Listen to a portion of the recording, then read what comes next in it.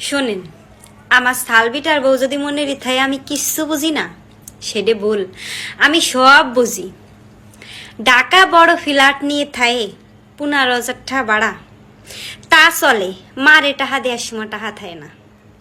বাসায় গেছিলাম, যাইয়ে দেখি ফ্রিজ, টিভি, সোফা কোনো তার অভাব নাই। ফ্রিজ খুলে দেখি মাছ মাংস বড়া, বাজার ঘাট ভরপুর। মনে হয় আমার সাল বিয়ে সাইড বউ ফালতে পারবে, এত শৌখিনতা করে। অথচ আমি জানি টাহার জন্য ফোন দেবো, মা আমার হাত খালি, সংসারে যে কত খরচ। তা ওই রকম যদি তোরা শৌখিনতা করিস, তোকে তো খরচ হবেই। তোরা এত শৌখিনতা করিস কা? ওই 12,000 টাকার ফ্ল্যাটে না থাকে 5,000 টাকার একটা উপরে টিন দিয়া সাইডে ওই যে অলটল গাথা, ওইরকম বাসায় থাকতে পারিস না? অত শৌখিনতা কোহানতে আসে? তলে তো জায়গায় 7,000 টাকা বাইসে যায়, সেই টাকা করা তো মারে দিতে পারিস। হাই পাই লেভেলে থাকবা তোমরা, আবার মারে টাকা দেওয়ার সময় থাকবে না। না না, মাফ করবো না, এসব সালমের আমি মাফ করবো না।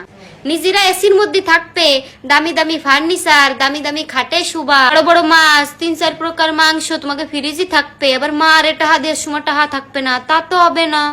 তোমাকে এই অভাব কোনো অভাব না, এলো বড় লোকই অভাব। এসব বাপ সব বাদ দাও, আমি ক্ষমা করব না। আমি তোমারে জন্ম দিছি, বড় হচ্ছি, লেখাপড়া শিয়েছি, বিয়ে শাদী দিছি। তুমি আমার কাছে ঋণী, তোমার কাছে আমি ঋণী না। তোমার আমারে জীবনের শেষ অব্দি টানতে হবে, বাইবে না। মারে না দিলি তাও মা মন বইরে দোয়া দেবে, অত দোয়া আমার কাছে নাই বাবা। নিজেরা এত সুখী থাকবা, মার খোঁজ খবর নিবা না, মা তাহার কষ্ট হবে, তা তো হবে না।